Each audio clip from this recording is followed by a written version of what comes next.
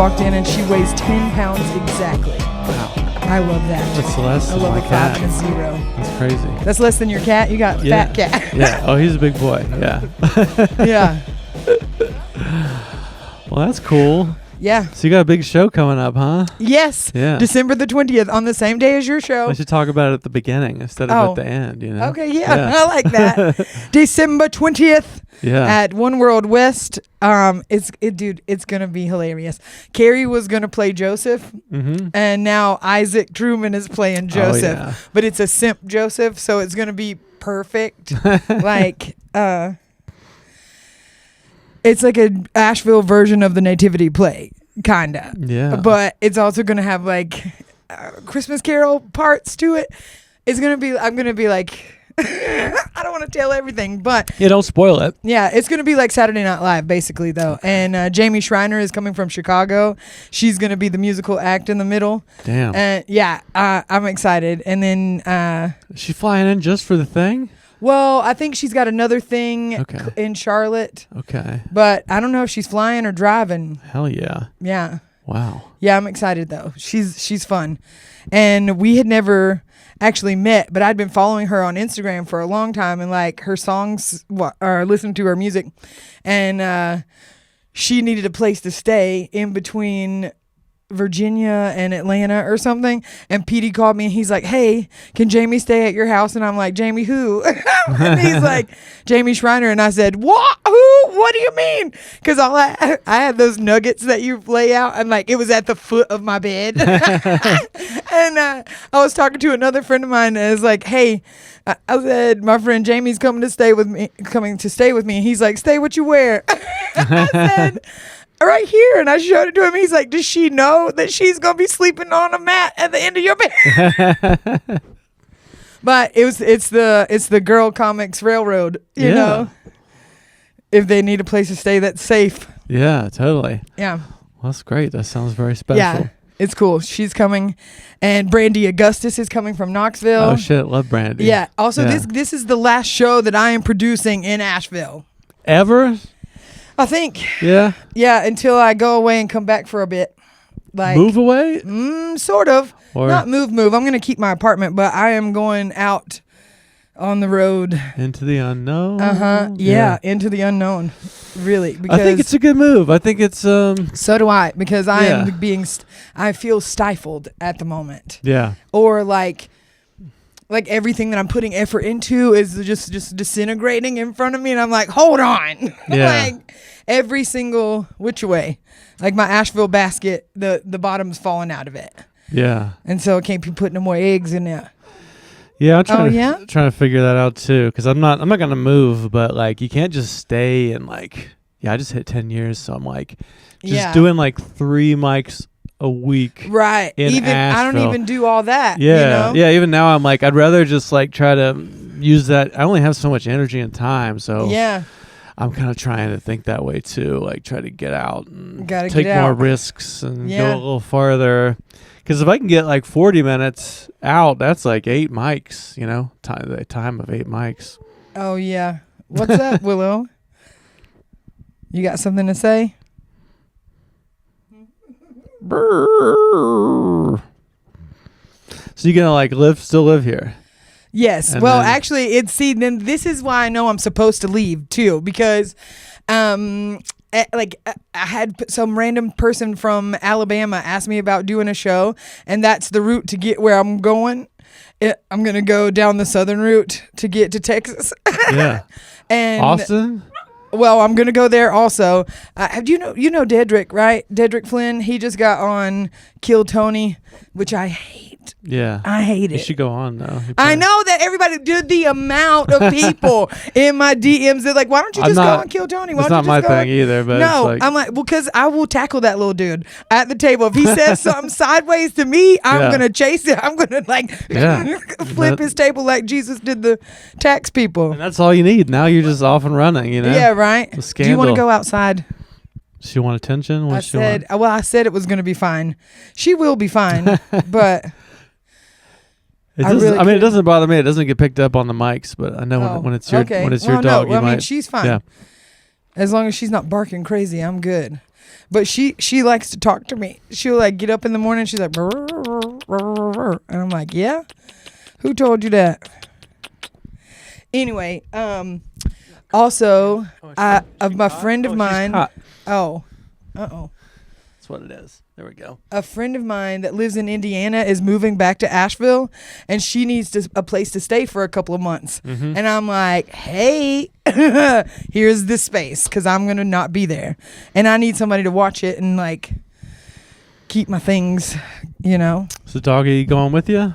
I feel like she has to. I feel like she has to come with me. Yeah. Because I love her so much. Yeah. And she loves me too. Okay, get down though. Sit right there. You're good. Yeah, you so smell it. You're just gonna kind of hit the road and just go where your destiny takes you. I've got a friend that says he can drive. I'm like, you can drive, I can go. Like I was like, I'll book them if you can take me. I'll book the shows.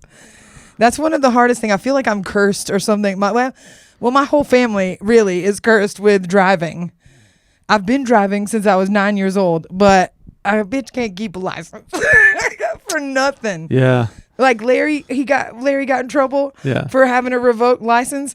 I couldn't even. I'm like, damn, Larry, I've been arrested 3 different times for driving with a revoked license. Yeah, that's crazy. That's a crazy thing to be arrested and be taken to jail. Yeah. Like literally taken to jail. For driving, I'm not doing anything. I'm not driving crazy either. I'm not doing anything wrong just because I don't have my papers right. Ooh, yeah. It burns my biscuits, dude. Yeah, it's messed up. My dad, he's insane. You know, I can't really. I'm familiar with the material. Right. Exactly. Well, he says it's unconstitutional that they require us to have a driver's license. I mean, I can kind of see that, you know? He said it's my right as an American to travel from place to place. Yeah. And he's not wrong. Yeah. Like. And now it's the real ID shit where you gotta I got a new license, but I can't fly because I didn't bring a birth certificate. I don't even have a birth certificate. I'm not planning to fly. Wait. But. What do you mean? You have to have a birth certificate? Now when you get a license, you have to have the real ID. And in order to get a real ID, you need like some real official paperwork, not just an old license and mail, but you need like a birth certificate or some a passport. I have a passport, but you have to have a birth certificate to get a passport. Yeah, exactly. So now it's like technically I can't fly, but I'm broke, so I'm not flying. I'm not flying anyway. Forever again. I had 2 kids, so we don't fly. We don't fly. We're driving. We don't stay in hotels. We don't fly. We got the shed and the house, and that's it. That's funny. Taking care of business. Oh, okay. So I was thinking about this, Ryan, because you are a genteel fellow, you know? What if I was thinking about it because somebody was talking about the apocalypse, and if it happens, I'm like, what would my purpose be? You know, because if I'm trying to figure out what my purpose is in life regularly, like right now, I'm like, I feel like it's to bring joy to the people. I'm supposed to talk and tell stories and be fun, la la la. If I believe that wholeheartedly, then even in the apocalypse, that'd still be what I was doing. Yeah. But I could imagine like talking to children and like letting them know how to do things, and then also making food. Yeah. What do you think you would do? You'd still be up, and there'd be like a pile of skulls, and you'd be like on top, being like, "Hey, we're gonna have fun for 30 minutes." like you need that. You need that person that can still bring the joy. I mean, right? You'll have to like on the pile on the pile of bones. That's so just funny. A mound of bones. Yeah. I don't know. I mean, I think that I probably would not be very well off. Honestly, I'm kind of like if it push came to shove, you know, like an intruder, what is your first thing to do? Like, I mean, I have a bat, you know, like, but I'm kind of just really, you know, Einstein said you can't prepare for and prevent. Yes, so I agree. War. So I really am just kind of going like, I just hope it never happens. Yeah, because I feel like I could easily get obsessed with being a prepper. Like, I mean, I could so easily, but then I just go hard on things, you know, whether it's a podcast or whatever. So. And then that just ruined. Then I'm just like a guy that doesn't trust anybody, and so I kind of feel like if I mean more like, can you fight? I mean, I don't know. I mean, I think I'm pretty strong. I mean, I think I probably could, but I haven't really been in a lot of fights. Yeah, so, me either. That's not going to help me. Yeah. But, yeah, I mean, I think my feeling is like if it does all end in like 2 years, that I've enjoyed each day up till then. Yeah, okay. I like that. And I trust people and I try to just do right. And then I'd rather do that than like, just worry about it every day. Yeah, and then it never happens. Yeah, right. I don't like to worry about it. I mean, it's hard not. Like, I could easily start thinking about that stuff. Because I got kids and shit. And I'm right. That's what I'm saying. Like, how do you prepare the children for something like that, Yeah, I mean, the hurricane kind of gave me some hope that, like, maybe we would actually work together. Yeah. And it wouldn't just be like everybody's just stabbing each other in the face and taking your water. Like, because I thought it was just like 5 minutes in, that's what people do. But the hurricane people were like pretty cool. Yeah, COVID people will stab you for some damn toilet paper. But as long as you don't go to the gas pumps, it's all right. That's where it gets crazy. I did see one. There was a big fight argument at the gas station right below my house, like because it's not a popular gas station, so nobody knew that there was gas there. And then we heard, and so we all got in line. Everybody took their cars down to fill them up. And this lady jumps out of her car and was like screaming at people. And then some dude, he was actually being really nice, but it seemed kind of scammy for a minute. But then he was taking people, because people that had cash and couldn't do cash. So they were giving him their cash, and then he would Venmo or pay with his Venmo card or some shit. Yeah. It was crazy. He was trying to, he looked crazy, but then he was actually helping everybody. And like we were all judging him from the car, like, what the fuck is this guy doing? And he was being good. Yeah, but he had an untrustworthy face. No, well, he was young, and I'm like, what do? You got this much money, motherfuckers filling up all their car. I'm like, why do you have so much money? How do you? Like one of those Trustafarian guys. Yeah, I was talking to Moira about it, and she was saying like, she I'm was so like, sad I didn't get to see her. Oh, did you miss Moira? Yeah. Oh, I was like, are you hungry? Because that's what she used to come over, and we would eat food. We went out to Chris for Clay did a birthday show, and Moira opened for Clay, and it was, I mean, I haven't laughed that hard. Oh yeah, like Emily and I just laughed our fucking asses off at Moira. I mean, it was just, I bet, especially because she's been gone and like experiencing all this other new stuff. Yeah, I think she's like did some of the same material, but she's kind of made it work for the folks up there. She's trying to get around my neck. She likes. You brought a dog. I did brought a dog. Like when I'm driving in the car, like, cause I took her on tour with me. Mm-hmm. I didn't know what Xandra and I didn't know. I thought I'd ask Xandra if it was okay. Yeah. I had even checked it off my list, and I don't ever make lists and like follow through with that kind of thing. Yeah. And I thought I had.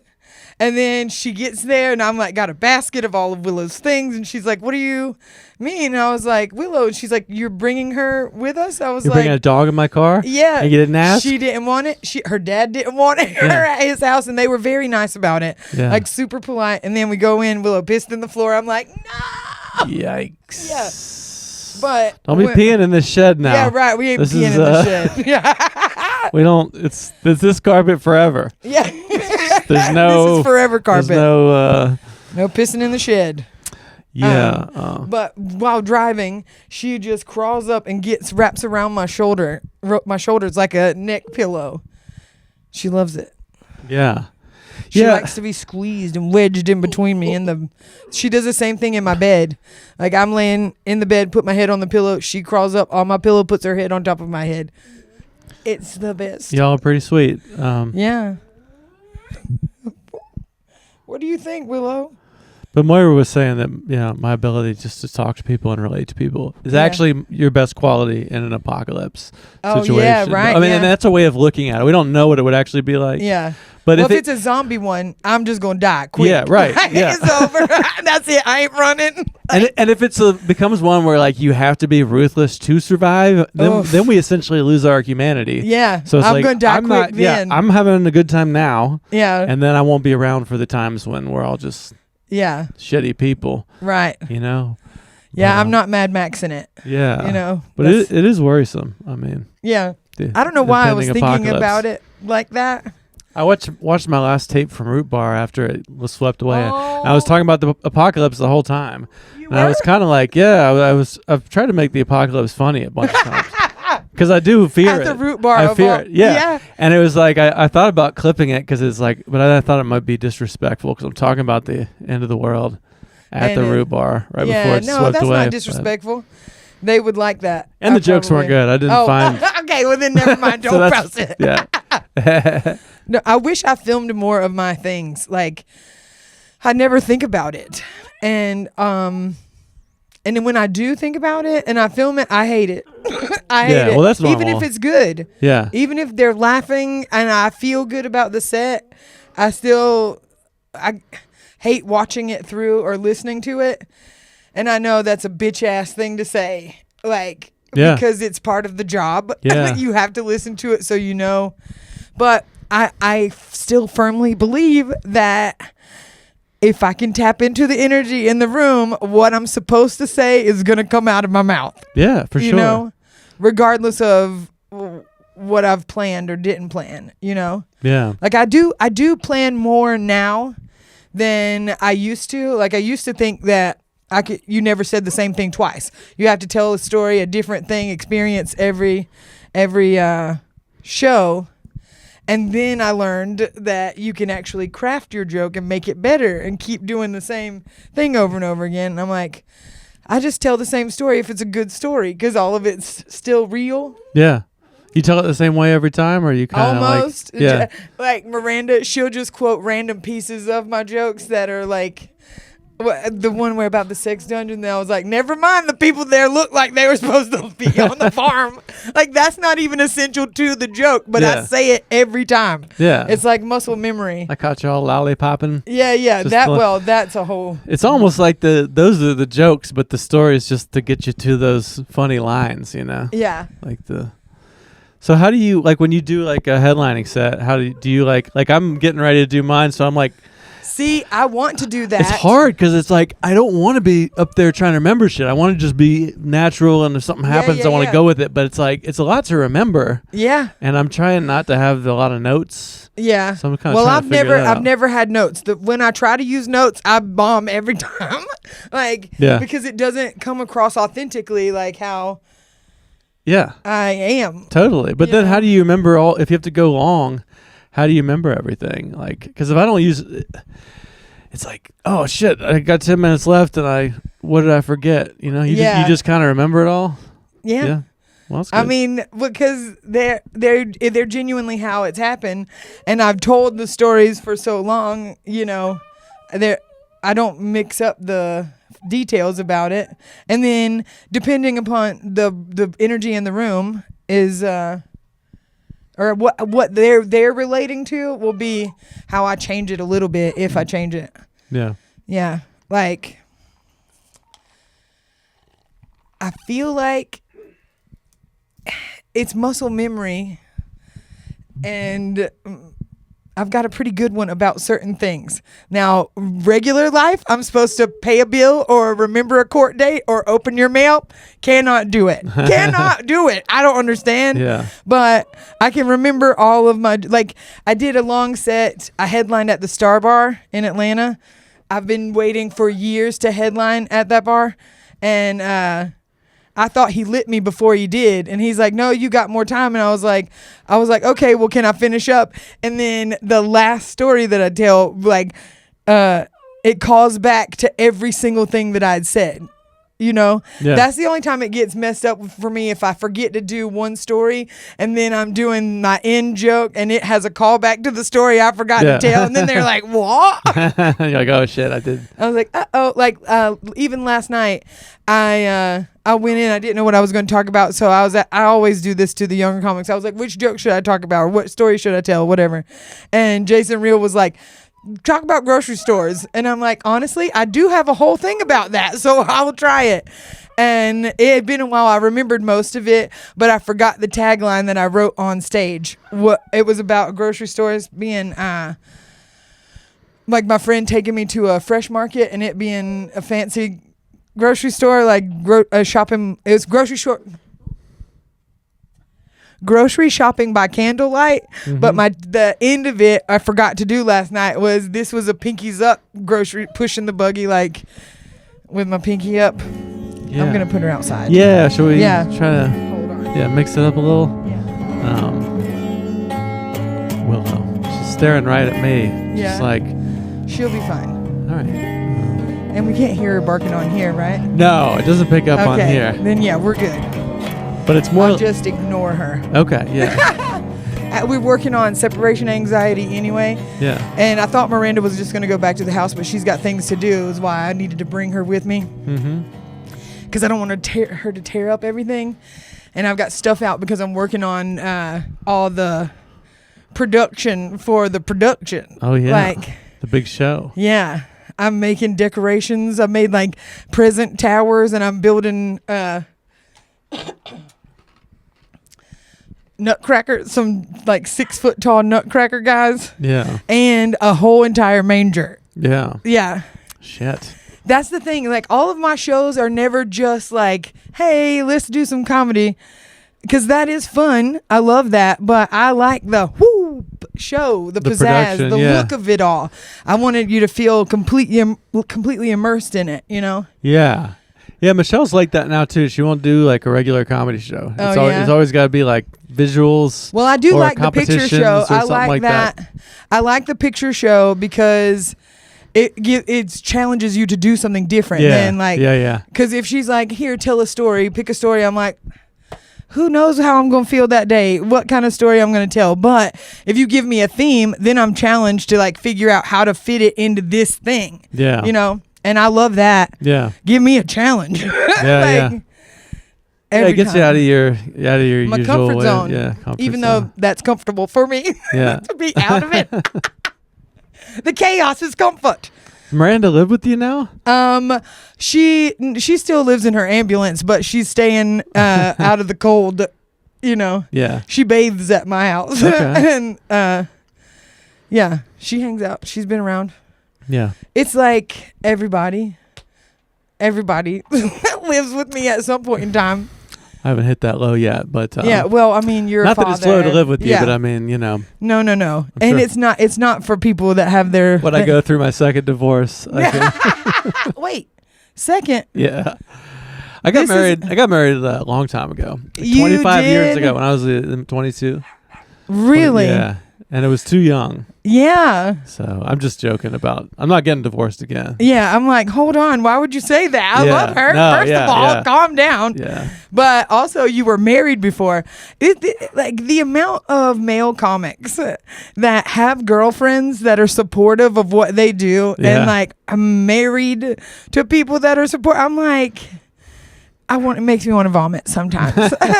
Like Ian was supportive of what I did. Like he was never mean about me doing comedy. He liked that I did comedy, but he wasn't like helping me with it either, you know? And not that she helps you with yours, but like, I mean, she's not actively, she's not like, check out these 3 different flyers I made for your show. Which one do you like the best? You know? Yeah. Like, but she's never listened to the podcast, you know? Like, what? No. Never ever? She doesn't want to hear me talk more, you know? That is hilarious. She's like, I would not choose to listen to you more. More, right, yeah. 'Cause I actually talk a lot, you know? You might not think so, because comedians are like so loud and charismatic, but I get to be a lot when it's just us. So she's not gonna like put on the phones. Yeah, but I don't listen to podcasts at all usually. She does support me in that she's like, just the fact that I'm out every week doing it. She's like, yeah, live your dream, be creative. Whereas there are like I know a lot of ladies that like, you play music with a dude and then he gets in a relationship with some lady and she's like, you got to choose between your dreams and me. Yeah. You know, you feel like dudes like, I've seen that happen too. I'm like, just let him breathe. Yeah. You know, like it's fine. Nobody's going to take him away from him. Nobody want him. I promise. Then like, but remember Ethan? Ethan? He was very funny. I think his name was Ethan. He was you know how comedians come in pairs? Tell me more about him. You know how Kenny and Derek came in a pair? Yes. Ethan and Jake Cole were a pair. So this would have been like Ethan 9 years ago. I know Jake. I remember Jake. They're both kind of like big dudes. Yeah. Ethan was came very to the funny. tavern. Yeah. They did the Fairview Tavern. I feel like Ethan may have been in a relationship. Yes, because wasn't he married? I think he was, like engaged or married. I think I just kind of felt like it's like, you're not really gonna be doing this stand-up shit, are you? Like, we're trying to start a life together. Yeah, we're about to build a family. Get over yourself. Yeah, exactly. This is a pipe dream, buddy. Yeah. Lock it up. Which, I mean, I think most people just That's another dog. These dogs next door. Fuck those dogs. So okay. That's good. They're just always yelling at us. So. Okay, cool. But I mean, you get to your 40s, like how many people are even pursuing their dreams anymore? Yeah. Whether you're in a relationship or not, it's like I played music with all these people growing up. Nobody's left. Yeah. Everyone's just like, I tried, and I keep the world thinking ground about me it. down. I keep thinking about it and thinking about it because I'm gonna be 40 in May. Oh, you're still young. Oh, so young. She's just a little baby. Just a little baby girl. I feel like there's a batch of you that are like, I feel like Jess Cooley and Jason Webb are probably about 42. I feel like Jess is younger than me. Not much. Yeah. I think there's got to be, because I think 40 is one where you definitely start to go like you think at 30 you're like, I'm old, and then you realize you're not. But 40 you're like, it's getting to be like, when am I getting fucking gonna famous? know what I'm doing? Well, yeah, that's what I'm saying. Like, I've already done the movies, and I want to do more of that. I want to do more acting because I love it. You are famous. You've already done it. But I'm like, when am I gonna? Not famous enough to make a living. Yeah. Like, that's what I'm saying. And even here in Asheville, everybody in Asheville loves me. They're like, Hilliary, you're so funny. You're so funny. You're so funny. I'm like, but y'all ain't coming to no motherfucking shows. I'm like, how you know I'm funny? Like, the last two shows that I had at the Mule ended up, like, one of them, nobody showed up to. And granted, it was the same. I didn't realize it was the same night that Beth Stelling sold out the Orange Peel, and Leanne Morgan sold out the Civic Center three shows in a row on the same day. And I had people dressed up. I had people like being Grecian gods for the Virgo party, the Virgo show. Yeah. And nobody came. And I had comics coming from Atlanta. And I was so embarrassed, and my heart was hurt, and I still owe the venue like $680 that I don't have. I'm like, well, you see how I paid my rent with the last show that we did and this show? And then I had the one that I had scheduled for the next month. Before the show, no tickets had sold, and so I had to cancel it because I couldn't have owed them a whole other amount of money, and also tried to pay the comics out of pocket that were traveling, and it was devastating. And then afterwards, I had like 30 different people in my DMs like, why did you cancel the show? I was coming to the show. I really wanted to see the show. I'm like, well, you should see the show. Buy the goddamn ticket. Please buy the ticket. Fucking buy a ticket in advance. Yeah, but this one's already got like 20-something tickets sold. Okay. Hell yeah. For the One World West one. Yeah.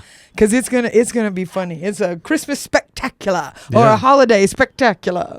That's great. I mean, you're still doing it. You didn't. But this is it. Because that's what it is. I mean, it's just so many things that are just like I'm about to do some headlining shows, and I'm like, I'm excited for you. I hope some people come to some of them. Like I don't know what. I mean, Wait, where? I'm trying. Here? They're in. I have 3 shows lined up. One is in Mars Hill. Okay. It's very small. Yeah. The next one is in Charlotte. Too big, probably. Where are you doing at the Evening Muse? No, that'll be fun. So, that'll but it's like, good. I mean, we just need I've worked out my break-even numbers. I need like 45 people. So I'm trying to like do ads and stuff. But I mean, you got to take risks, Yeah. And then I'm doing Johnson City. So I have like busted my ass to set up these 3 shows where I'm going to headline it, and I'm going to try to like I'm going to pay people even if I don't. So I mean, and promo costs money. So I'm like, I'm going for it. But I mean, everything costs money. If all three of them go real bad, I mean, I don't know. I might just quit for a while, or just be like, I'm gonna just do the mics again and work on new shit because I'm trying to get the whole act and do the whole thing. But it's like the universe does kind of have to also be with you. Sometimes. Exactly. I don't even need that much from the universe. I don't even need that much. I'm like, what's that I'm quote? pretty practical. But I need a little bit. Given sometimes. much is required, or whatever. Yeah. I don't know if that's a Bible verse or if it's just a quote of somebody. But I feel like I have been given so much that something has to come out of me to give back, you know, and it's going to be massive. Yeah. Well, like, I mean, it has. I mean, you know. It has, right. It has, but how do I sustain that, though? It's always like, you know, people in town, probably all the new comics are like, God, if I could just have done half the things Hilliary has done. Right. But then you've done those things. So you're like. And I'm still at the disclaimer open mic on Wednesday nights in Asheville. That's what I'm saying. Local treasure, you know, making it a legit thing. Because people are like, well, Hillary's here, so Hillary's I guess I should be here too. Fine. Yeah. No, Becca. Hillary's not at the odds. So I don't fuck with that. Oh my God. No, I love the odd, but usually Tuesdays I'm woe out. Mine is late. Like, Mine is Tuesday late too. is the day that I like recuperate from all of the rest of the week, and then because it starts on Wednesday, it did start on Sundays whenever I had a mic on Sunday, but again, how many venues am I gonna have a mic at on Sunday night and then them just be like, well, I don't think it's working. Shakey's broke up with me in a text message. I think it's a good move. I think like your Sunday shows were amazing and you did it. I think for the somebody scene for a long else should time, do but it. now it's like, I think if you put that energy into like getting out farther, headlining more, I think that's well, that's another better. thing, like doing 40 minutes or 30 to 40 minutes to an hour every night in a row, like 6-7 nights in a row. By the end of that week, I'm ready to film the special. Like, that's what I wanted to do with this tour that I just went on in Florida. I wanted to come back to Asheville and then film my special, but I haven't had enough. All of the moving parts aren't moving together enough for me to like do it. And so I'm thinking now, but because I've said I'm going to film a special, years, 3-4 years now, I've said I'm going to film a special. I have enough material for like 3 specials, and I'm still trying to remember what was the one I was going to say, you know, like just do the right now. Do the right now. Right. Exactly. What you're feeling right now. But they will still be woven together. Yeah. Even if I do the all of right now, it's still going to be taking stuff from the past, stuff that I'm going to expect in the future, planning for in the future. Like,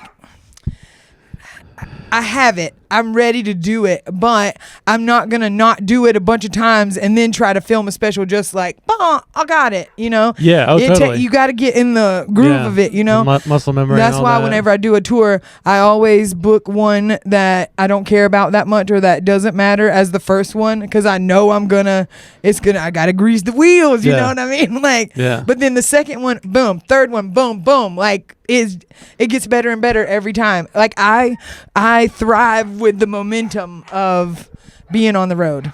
Yeah, I mean that's the game, is to try to get the time, like, and that's why I'm like, what got me trying to do the headlining thing is like I get to do more than 30 minutes like 3 or 4 times a year maybe. Hi. Bye. Hey, do you want to play with a puppy? There's a little one on the tree. Oh, her name is Willow. She's cute as hell. Oh, June? Yeah. Yeah. She's a fan of you. Oh, really? Yeah. Cool. I'm gonna cry. She knows who you are. Oh my God. Yeah, the amount of like 12-year-old girls that like me from Dumplin is amazing. Yeah. Like, I cry every time though. They're like, "You're awesome. I love you. You're so beautiful." I'm like, "Yeah, baby, I'm beautiful." You're right. Like, but that's the game, is to try to get like if I could do like my goal was like I want to headline 50 times, because I get to headline like I look at my numbers. I'm a data nerd, you know. I'm like, I get to do that. I have no idea what my numbers are. Like 3 or 4 times a year, you know. And like, and afterwards, I'm always like, oh shit, I'm feeling it. And then it just goes back down to like 5-minute set, 10-minute set. Yeah. So it's like, if I could get 50 in a row, you know, like I could do like 1 a week. I bet on the other side of that, I'd be some whole other skill set, you know. Just so trying to like figure out how to like, instead of just be like, Mike, do the mics, like try to figure out how to get that. So then I sent out like a shitload of emails. I have not been able to craft 3 an email. shows, And then now but I'm seeing like how much it's costing to like, and they're like, how many seats should we set up at the evening? And I'm just like, and the openers, I got to pay them. And now I'm like, all right. I got like 3. I wanted to do 50. And now I'm like kind of freaking out a little bit, you know? You're emailing trying to produce the whole show? Yeah. No. Just recently, I'm like, no, you need to go out and do shows where they already have the show and you headline. That's what I've been doing, but it's okay. Like, but I feel like that's not working. I mean, it's like I feel like it's working. You're getting more and more popular. I'll still say yes. I'll still say yes to all that. Yeah. But I'm trying to like take on more risk and do like dream bigger than that, because what I feel like happens at those is it's like there's 16 people at the brewery, and then at the end of the night they've forgotten who you are. You know? Like yeah. I mean, I don't know. You probably maybe don't have this problem, but I mean, what if they came because they came to see me, like they knew who I was, like in Charlotte, you know, you can run ads and shit. Like, I don't need to be the best. Like if there's 40 people there that see me and they're like, I don't know, I'd pay $20 to see this asshole. Yeah, you know, like I'm trying to do it that way. Yeah, but I mean, I might fail. You know, like I mean, some of them are gonna, but some of them are gonna really do it for you. I hope some of them. I know some of them are gonna fail. I just hope that all don't fail. In Florida, we did 6 shows in a row in total, and I made my rent. I made $270 selling pumpkin bread in one night. Like 2 different times a woman just handed me $100 bill. I'm like, this is what I'm talking about. This is the manifestation that I need. Pour some cinnamon on me, bitch. Like, I need it. But like, it wasn't just because my pumpkin bread is delicious, because I'm funny as shit, and I hang out and talk to people afterwards, and they like enjoy my energy. Yeah, you're a brand, you know. You just kind of have that, like in a natural kind of way. Yeah, you know. Well, right. It's the same on and off the stage. Yeah, it's crazy. Most of the time. Yeah, as we say on here all the time. As we say what? Oh. Well, we talk about different comedians. And like you were like on and off stage the same. Cody is like different. Not. We talk about that stuff on here. I'm so glad that that he's using the internet now. Yeah. Yes, cool? For so long I'm like, dude, why are you not posting anything on your stories? Why are you not posting anything on your feed? I mean, I like his poetry and his his writing stuff also. When he posts those, I get all enthralled reading them, you know. They're good. He's a talented motherfucker. Like, yeah. But I'm glad he's putting up more stuff out now. Did you watch his little mini special the other day? It's queued up. We're gonna watch it tonight. Right. But at the end, he says something about getting his dick sucked, and I'm like, "Whoa, Cody, that is not even who you are." I was like, "How do no tisk tisk no Cincinnati sir." I was like, "Who are you right now?" Changed him into a filthy boy. Good. It's and funny. He's listening too. He listens to the podcast. Yeah. He's one of the. Hey, Cody. He's one of the dudes. He's one of the dudes. Listens to the podcast. Yeah. I mean, I listen to him sometimes, but I forget to even go. Yeah. Like, I don't listen to any podcast at all. Yeah. Like, none. I feel that I've learned that dudes tend to listen to podcasts like this a lot more than ladies, which is like, I kind of wish that weren't true, but it's fine. You know? Well, I mean, because, men don't know how to have social lives. So it's like, I'll just listen to people. Talking, Okay. Ladies are out there like living, being emotionally available with other people. Being emotionally available. That's hilarious. Yeah. Yeah. But the autistic men that are my audience. Yeah. They're like, That's funny. They do it a little different. I listen to I have to like the people's voices. I'm a super auditory person. Yeah. Like hearing things, I learn it quicker when I can hear it. Like even if it's something I'm trying to teach myself or I'm trying to remember, if I say it out loud and I hear the way I've said it, then it like clicks in my brain or something.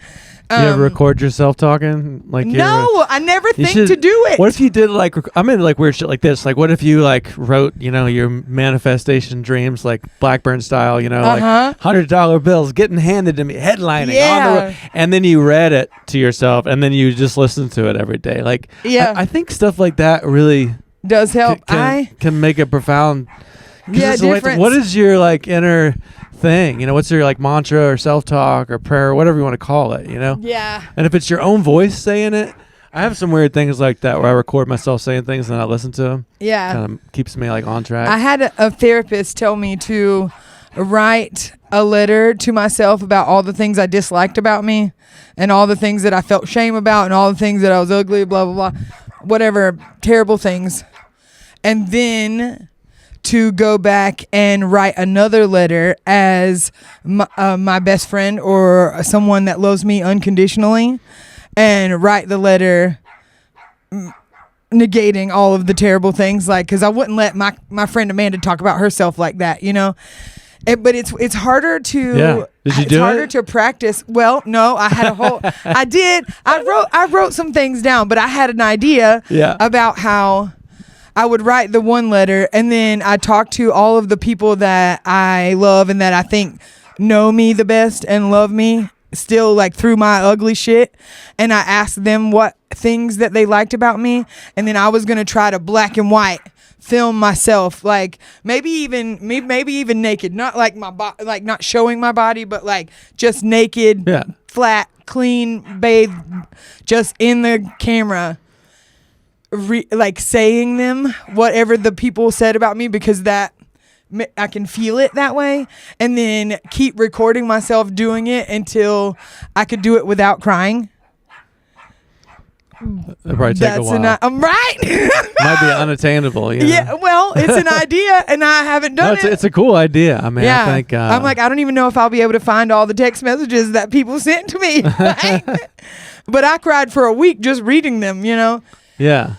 I think it's good to say the things you want. I mean, even me just kind of like trying to tell people on here, like I'm trying to headline in this way. Like there's a part of me that's like, don't tell people you're trying to do this insane thing. Yeah. Then they're going to know if you fail. But I think there's something about saying it, you know, like what you want, our like words getting have clear power. on what you want. Even like most people are just like, well, I just want to be a famous comedian. It's like, well, how is that going to work? Well, I don't know. I assume eventually somebody will just walk in and be like, yeah, I mean, like which could actually happen with you, and kind of did. Well, but that's why I don't know how to prepare for it. You're kind of singular in that way too. I don't think like, I don't know. I'm anointed. Yeah, like you're saying, even when you're like a kid, people are like coming up to you and being and like, telling me that you've got you got some the thing. kind of like celebrity energy thing going on. So it's probably different for you, but well, so there's two sides to that, right? Part of me believes that if I work really hard and I try to do the things that's the way I'm going to make it. That's the way I'm going to figure it out. But you probably should do that stuff. Yeah. Whatever the second part is, you probably should do this. Yeah. But that hasn't worked yet. Me putting in the effort that I feel like I'm supposed to do or whatever, none of that ever is beneficial. But if I'm just grooving and I am living my life feeling good about things, it will all but literally be handed to me. And so I'm like, what is my relationship with the universe versus because it's not my work ethic, I'm willing to put in the work, I'm strong and got endurance, I can do it. But where to put the energy is the part that I have trouble with. Like, and I don't know if that's the ADHD or if I'm crazy. Because I'm not, it's not about being lazy, or it's not like I don't want to do it. Being crazy with ADHD still is part of the good stuff too. Yeah, though. well, so it's exactly. Like, that doesn't have to be against the dream. But I mean, I don't know. I'm very pretty organized and nerdy, probably more than you, I'd say. Yeah, I'd say. Which Organized probably, and nerdy. kind of I like Lord of the Rings, okay? I don't. I'm like, I'm not really into that. What kind of nerd are you? I mean, I fucking work with computers all day, Oh, what I mean? Like, So like building like processes that are repeatable, like this podcast. This actually, I make it feel like we're just talking, but there's a lot of nerd shit happening right now. Well, that's why I haven't started my own podcast. Yeah, that's what I'm saying. Because I don't know how to do this part. But I feel like and I don't have a computer. Getting some like processes, like some nerd processes around you, like the team that I would like to build, right? Like that I've been trying to manifest for years. There's somebody like, what's his name, John Marco. He's the guy that's like popping off right now. He does like 5 hours a week. He's all over the socials. He has like a team that he pays like $30K to a month. So it's like, every time he gets up on stage, there's like somebody making sure the sound is good. He's getting the film from multiple angles. The crowd is filmed. And then they go clip it up and they put it up and somebody's like running all the ads. So, I mean... So that way he's making the money to be able to pay them. Exactly. So it's like, but getting to that point is like what we're all kind of trying to get to. But it's like, God Almighty, but that like, somebody like gets you in the room and then there's like somebody's, I'm trying to like visualize it, with you, and then there's like people that are like capturing it all and then cutting it up and then like dropping it in. Okay, we're going to like Austin next week, so we're going to target Jordan Jensen is about to do a bus tour, and I've been screaming about that forever too. I would that's how I would like to do it, like musicians do on a bus tour. I think part of why I'm not on the road all the time with comedy too is because I don't like to fly that much. Like I will fly, but I would rather drive. Yeah, it's cool to see the land, the country, the land. Yeah. Like I would rather drive than fly all the time. Because it's just so stressful and nerve-wracking. Then all I'm going to be talking about on stage is the shit that happened at the airport. Yeah, airports suck. We're stopping at some little diner on the road is like that's more a story. Exactly. Than TSA. Yeah, exactly. I would rather have that. I wish I could get in touch with Jordan Jensen like, hey. Because it is kind of like, I think for a lot of people, it's like, well, you have to spend a lot of time getting to where you could even like fill that room, But then it's like, I think you're kind of ready to fill that room, but then it's like getting the room. If I put enough stuff out on the internet. Yeah, because I have people would definitely see you in some place, where you haven't been. And they're like, oh, shit, she's coming next week? Yeah. There's a link, Yeah. Right, a link. How do you put? Do you know how long it just took me to figure out how to put the link in my story on Instagram? You still got a manager? What? You still got a manager? No.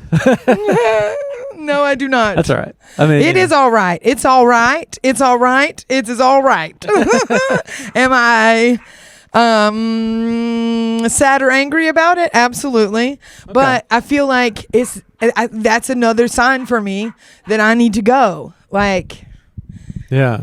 Because every time I think that I have the people around me that are going to be able to help me manifest the dreams or like bring the vision to fruition, it's really easy for people to get excited with me.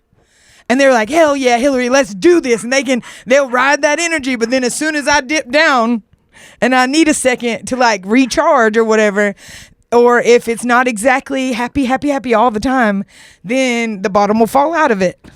You're not happy all the time? I can't. Yeah. I'm happy, but I'm also sad. Like, it's, yeah. Imagine as happy as I ever am.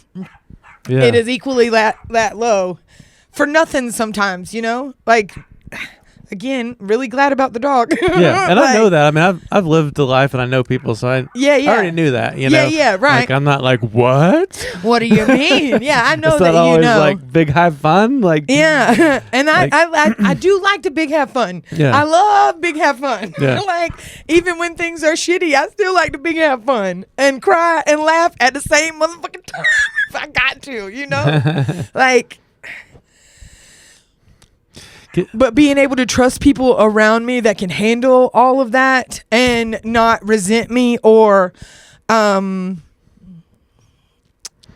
feel like I'm taking advantage of them or something is happening where it's not, where my intentions aren't clear enough or something. And I don't know how to make it fit unless the right people haven't found me yet, or I haven't found the right people yet. Yeah, it's interesting. we're pretty different in that way, you know. Like, I mean, it's just like I can't imagine what it's like to be as charismatic as you are, you know. But there's like all the stuff that comes with that too. That's like challenging. Yeah, it's like she got that riz. Like, yeah.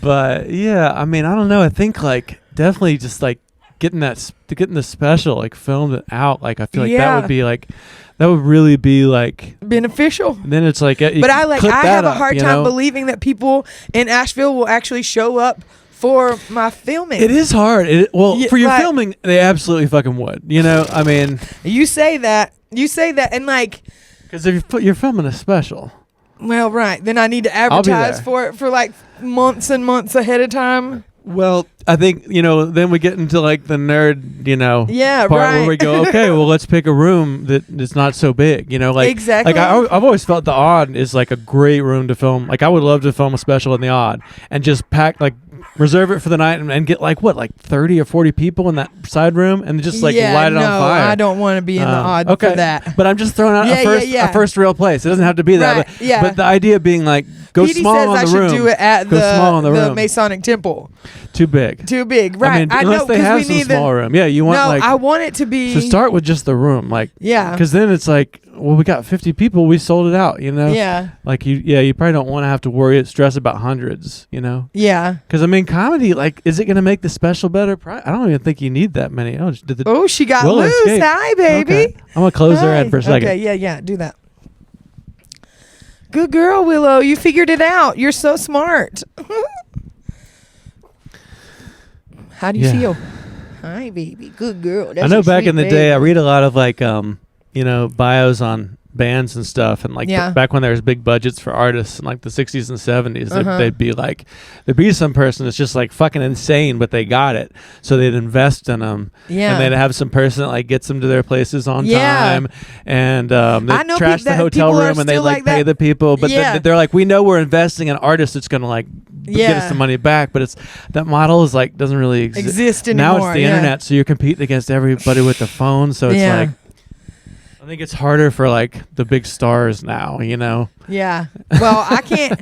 I mean, I worked so hard trying to make those 2 videos. I just posted 2 different videos promoting the show, and one of them has like 26 likes. And like, if I post something of my face, people will like it. But then the things that I put time and effort into is like just bullshit. Nobody gives a damn. Yeah. You know? Well, that's something that comes up on here a lot, is that like you just don't know. Like you know, Derek's brother Dean was on last time. Okay. Like they've done real well with the influencer thing, and they all say, I mean, I haven't really done well with it, but that like you just have to do a lot of different things, because the thing that you think will be the video is going to pop off never is. It never is. But then that weird moment in your car where you're like, here's the thing that's not a good idea is. Yeah. So that you're supposed to just like never like put all your eggs in, you know. Yeah, one basket. Yeah. Yeah, we keep talking about basket falling apart. I ain't got no basket. Yeah. I used to be a basket lady when I was homeless. I didn't have bags. Yeah. I just had baskets that I would stack and carry from place to place. It was a hard life for a minute. Yeah.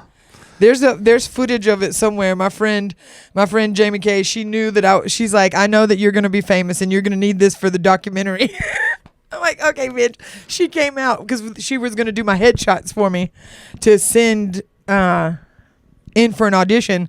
And I had my Ruth Ann, that car that I won in the poker game, but I had a big ass tub of all my clothes in the back seat and like trash bags of my clothes in the trunk, and I'm just digging through trying to find something to put on, and her husband's on the other side like filming through the car windows. I'm like, I look like hell right now. Why are you taking a video? He's like, because you're going to want this. Yeah. I'm like, okay. I mean, that's... Speak it on me, buddy, I guess. Like Cody's like insane scribblings. Yeah. Like it's kind of cool to see, like seeing you as like a not in your best, most charismatic moment. Maybe that. Yeah. Like they say. Well, my notebooks are like that. People might want to see like, oh, that's the other side of it. I don't know.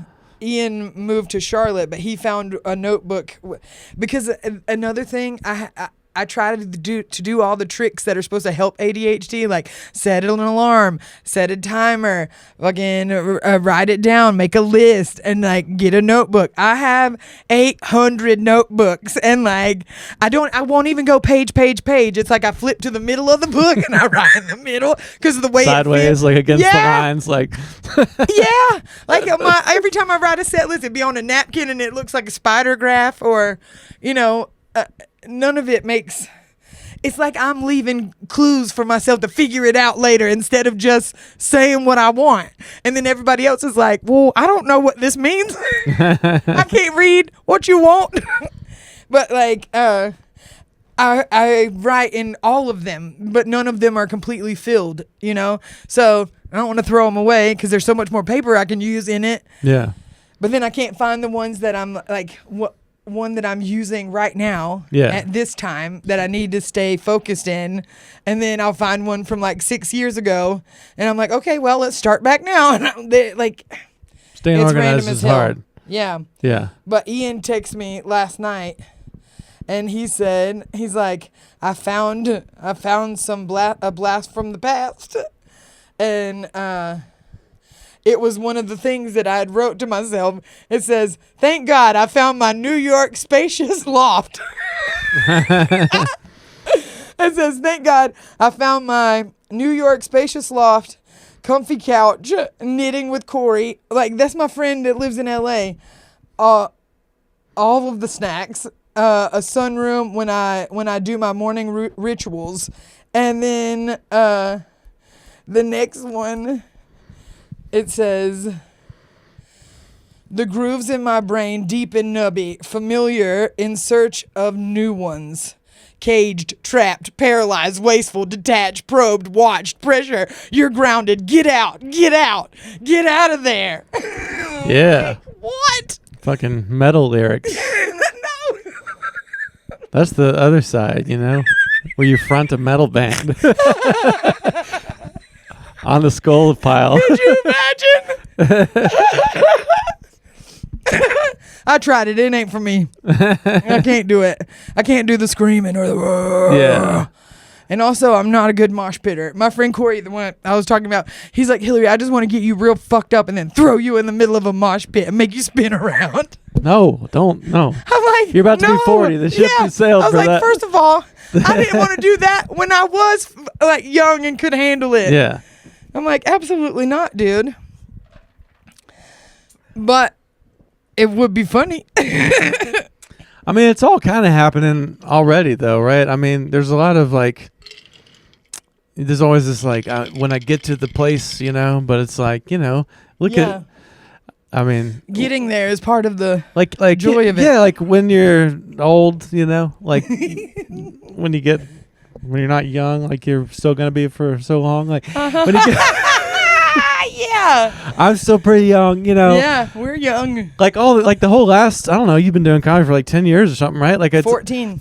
I mean, it's like it's already pretty fucking epic. Yeah, like well, right. I'm saying, like I hope you're proud of like it's been right. Pretty fucking.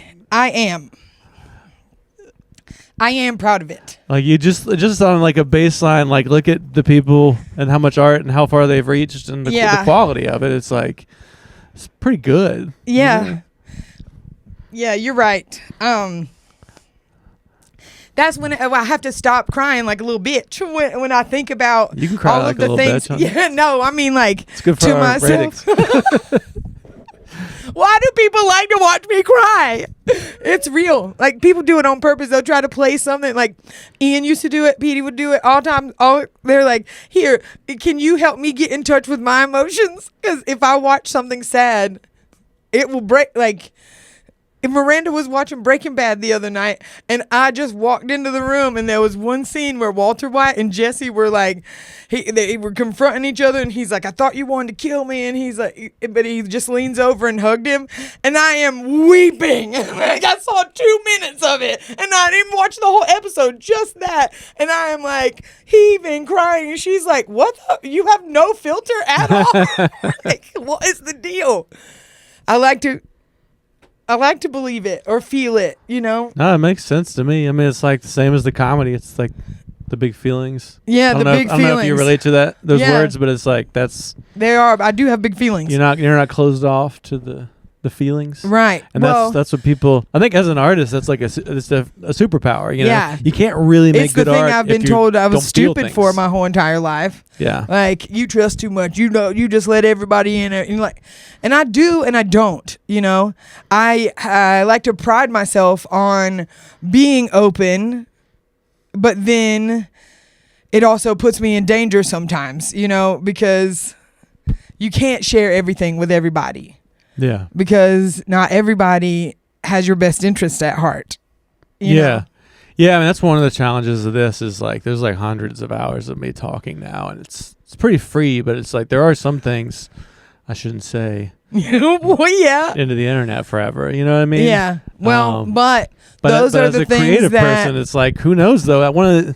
Those are the things that'll get you on the internet though. Yeah. Like exactly. The controversial things are like yeah, like that's when there's like AI software that'll try to clip it for you. I don't use it, but it just zooms in on like talking about being like trans or something. It tries to get on things that would be controversial, you know. I don't really mess with AI like that, but Mimi and I don't want to do it that way. Like I don't want to just go for clickbait, you know. Yeah, like, right. I don't want cheap.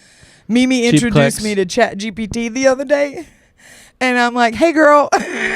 And she's like, "What's up?" You know, and really friendly. And so she's asking, like, I'm trying to. You have to. She's like, "I'm ready. Whatever you want, whatever you need, just let me know, and I'll be right here to support you."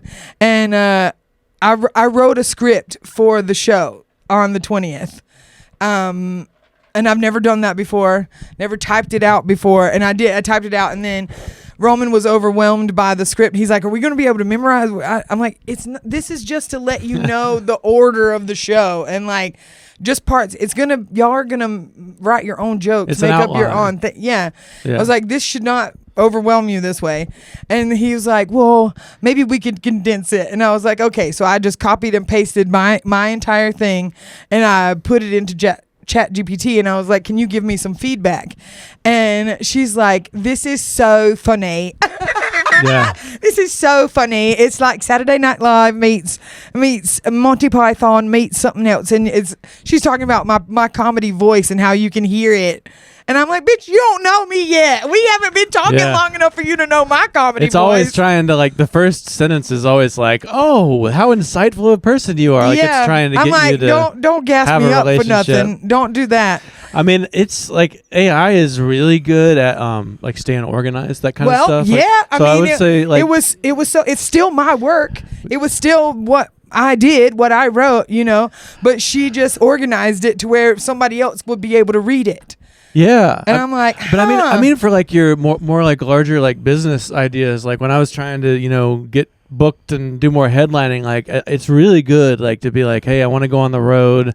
I have this show," and like I forget where you said the show was, that you're going to Texas. Yeah. Okay. Well, I'm waiting on Ian Hebert to message me back about Atlanta, and it'll be Atlanta, Pensacola, New Orleans. Yeah. And then I'm trying to do New Orleans, and then go Texas. I haven't figured that part out yet. If like you should try, but I've already got 2 dates, and they called me. Try talking to AI about that stuff, because I think like AI can't really like. I did tell her that the other day, right? But logistics are like, you know. I'm feeling overwhelmed, and I want like a thing I can do each day to like build my comedy career or something like that. Like, yeah. I think conversations like that might be helpful to you. I told her, I was like, "Hey girl, I am a comedian with ADHD and I need help." She's like, "What do you need help with?" I'm like, "I'm trying to figure out how to tell you." I was like, "Can you book my tour, please?" Because that's what I need. She's like, "I can give you routes." Yeah. She's like, "I can," and she looked up all the comedy clubs that were on those routes. She's like, "You just need to send in an email and a video and I ask and da-da-da-da." And I'm like, "Okay, now I have to pick a video. Now I have to sit and watch the video." All right, you gotta like stop everything. You do need the video. You know, it's like that's for anything. Like you gotta have it. But also, and just know you're not gonna like it. Like pick one where like it's in focus and it's well lit and you hear laughs. Yeah, and then just be like, don't even worry about. You're always going to hate how you look. I mean, it's just part of it. No, like I'm saying also, I can't get it. I can't use the fucking computer. Like, James Burks has sent me so many of my videos that he has taken of me at the mic. Yeah. And he sends them. I click on it. I go download, and it won't download. I can't find it. and it says error has occurred. And I'm sending him. I'm like, what am I doing wrong? And so I brought my iPad to the mic. I said, show me step for step what I'm doing wrong. My Google Drive wasn't downloaded all the way itself. And so then when I get in there, there's like 70 of this one that I just can't press and download over and over and over again. So there's just hundreds of the same ones in there. And then I can't sift through all that shit. I'm like, what have you done? All right. So this is a simple thing. Maybe I can help you with just let's get you a video. Good Lord. You know? Yeah. I mean, you don't have like a video up on YouTube that you're like that. I'm happy with this and okay, you gotta have a video. But then I mean, because then I think like AI from there you could be like, write me a draft of the email. Like, you know, and then you just kind of tweak it and drop it. Yeah, we gotta get you that video. It's like, because that's I mean, I have some videos, but because you send it and they're like, holy shit, I want this lady in my room. You know? Yeah. Well, I sent the video from Cloud Show at Diana Wortham. Because I looked good. It was funny. They were laughing. I thought the video was good. Yeah. I'd heard the video was good by a couple other people, and I sent that into multiple festivals, and no response. Yeah, but that's just well, right, but people don't respond. But you got a good video. But where do I'm sending it to send it out? Yeah. I thought the festival is how you're going to get another show. Can you send it to me? I can try. So send me the video. I can try to send you the video. Maybe I can help with the video. Okay. I'm not promising I can, but like. Yeah, but that would be really cool. I'd be greatly appreciative. I might make you a meal or something. Yeah. I should have brought y'all some more pumpkin bread. That's all right. Did you like it or was it weird? It was good. Okay, cool. Yeah. We enjoyed it. Thanks for that validation. You feel like that's part of your comedy journey? Are you desperate for validation like the rest of us? Yeah. Yeah. I need it all the time. Like, not even just for comedy. I tell me I did something good. Like, if I did anything, I don't want it. I don't want to need it, you know, but it could be anything. If I cleaned up my room or if I cleaned up the house and like somebody comes over and they say, if they don't notice it or if they don't say anything about it at all, then it's like I didn't do it good enough or I'm not good enough, but I know that I am. Yeah. But those are all there. Yeah, that's all relatable, you know. I mean, I'm told that I have rejection sensitivity. You know? Yeah. Well, and, I think I know one of my kids does, and that's kind of how we've started to have larger discussions about awareness around these kind of things. I didn't even know that term, a few years ago. Yeah, like, well, I'll definitely hear, kind of like you said, like if I don't hear enough validation, I hear. Then I hear that it's wrong, even if it's just in my head or I didn't do it. And I know a lot of it stems from my family, but I lost my thought. I was going to say something else. That's all right. We just kind of, tangent around, But no, it was with that. It was something about rejection sensitivity and wanting validation. Oh, yeah. So, because our bodies are made of water, so much water. Have you ever heard the ice guy? Yes. I can't know what his name is. Japanese dude. Japanese dude. Yes. Right. So it's a pseudoscience. Imaru Musatu or something like that is his name. We got the book. Yeah. Okay. So if your cells were built inside your mother, right? Well, while they were being built, your water and building water. If whatever your mother was feeling or thinking or experiencing has an absolute direct effect on the cells that your body is built with. And my mother was chastised at the altar, kicked out of her family on mostly shame upon the family, shame on you, shame on all of everything. So my body was built already being rejected. And then my daughter was also, because when I was pregnant, I was rejected the whole time, but I don't have any idea about how she's experiencing life or how sensitive she is or not, because I don't have access, which is too much for this podcast. It's all right. It's a lot of feelings to work through, and I have talked to the therapist about it, and then, but it's just little stupid things like leave yourself a note, and I'm like, yeah, girl, it's right there. You got this. You can do it. I believe in you. I tell myself. I even started making hearts on my face with my makeup to remind myself to say I love you to you, and that did start with Justin Blackburn because he sent me that. Yeah, that shit's real. We make fun of him, but yeah, yeah. He sent me a goddess guided meditation thing, and I was in the bathtub and I put it on because like my baths are my time to let it all out, whatever, and fill me back up. A lot of water. Either way, she said to tell yourself that you love you. Like she said, imagine your body, and then what's touching your skin, what's on the outside of you, and then and just you, right? And so then I'm imagining my naked body and just like floating off in space. I'm like, what's gonna get? I'm so vulnerable. I'm just like floating out there. Where usually I'm like, wow, let me float. But with this, it's like the hallway in your brain, and you go open the door, and then you see her in there, and you're like, whoop, not yet. Close that door. I don't know what's going on in there, but you close that fucking door. So I'm in the black, whatever, and she's like, say your name. Tell you that you love you to your name. And it was so hard for me to try to say it. Like my voice was cracking. It was I couldn't get my actual name out for so long.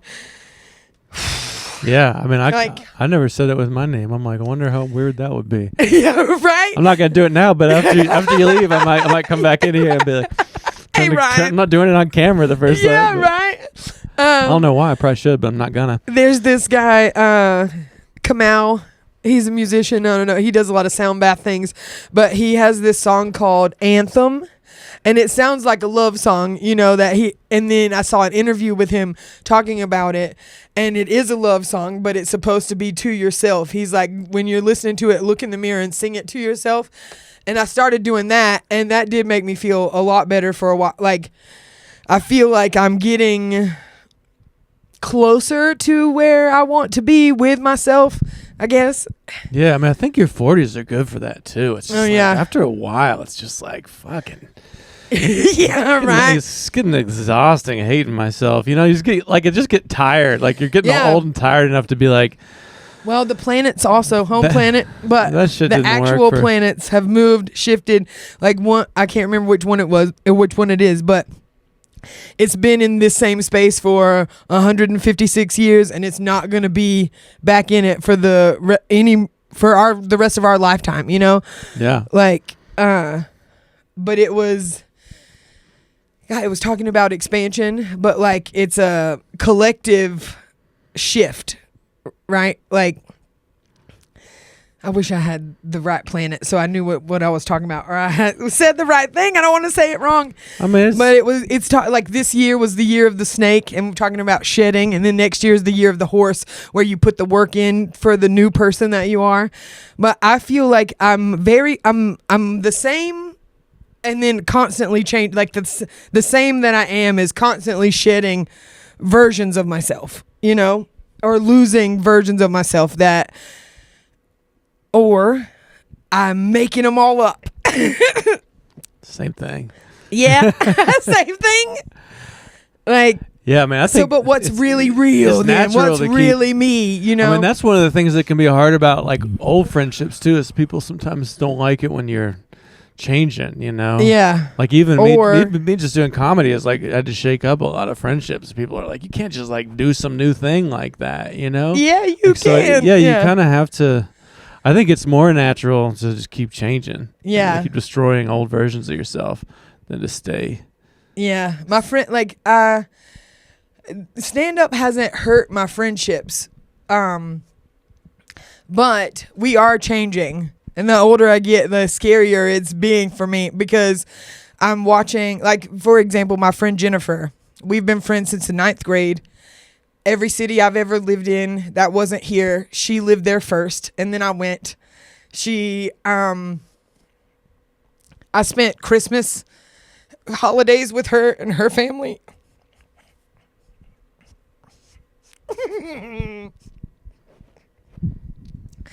I spent more holidays with her family than I did with my own for a while, and she is family to me, you know.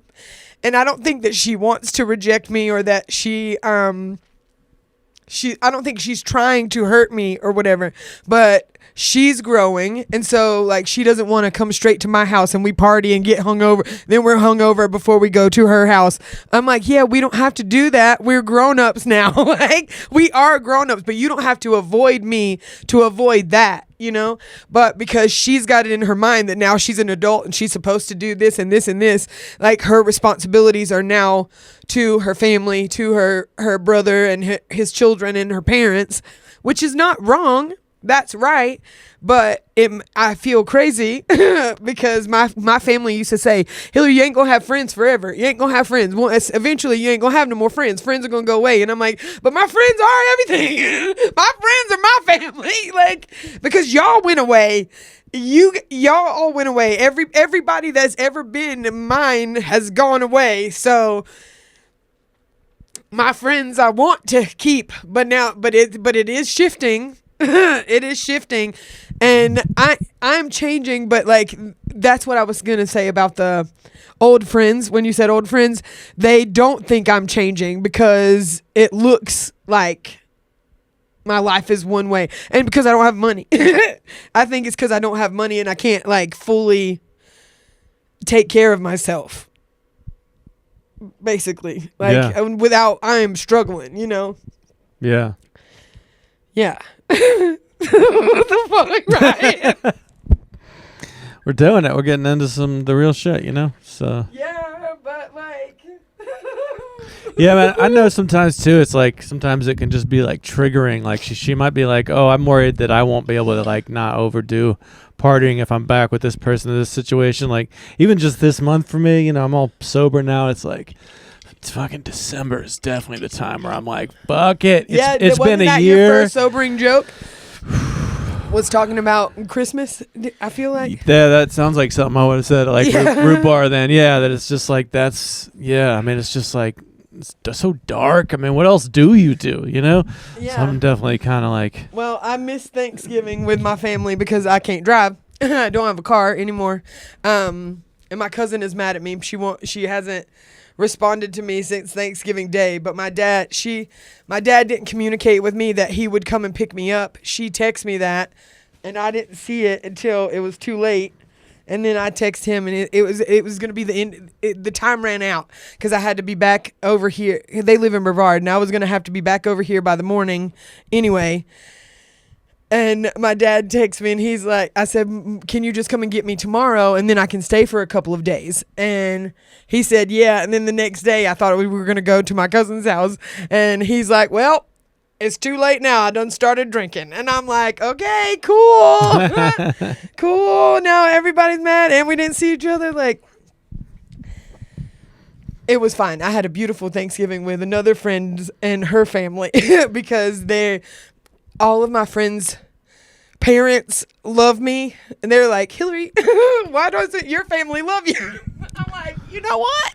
Yeah, I mean, you're always gonna have people that want to hang out with you. You don't have to.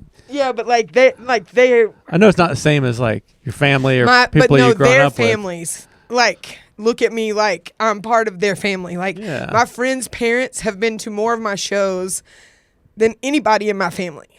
Yeah. And that's wild, dude. Like, all you need for the spesh. Yeah. You know? My mom knows who you are. She'll be like, you gotta come to Hillary's taping her special, not at the auditorium, but I have a lot of mommies. At some room that's. I have a lot of moms because of that, and I am extremely grateful for all of them. Yeah. Uh-huh. I gotta wrap up soonishly. Okay, shut it off. Maybe should we? I'm crying. You're like, how are we gonna do the clip? Like, did she cry this time? Yeah.